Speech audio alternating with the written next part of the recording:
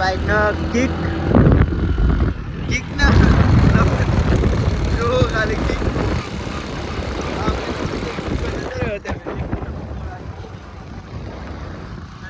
હું આવ્યો તો આ કેનલ ઉભવાની હતી નોકરી જતો હતો એ વખતે એટલે પાણી આવતું હતું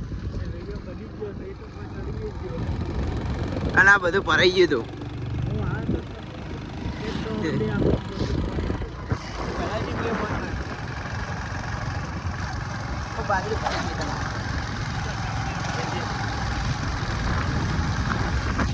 મળીએ આગળ બીજા દિવસે બ્લોગમાં સ્વાગત છે અમારે એક ભાઈ મેકર થઈ ગઈ છે ભાઈ હંગાત અમારે મેકર થઈ છે કેવી દેખે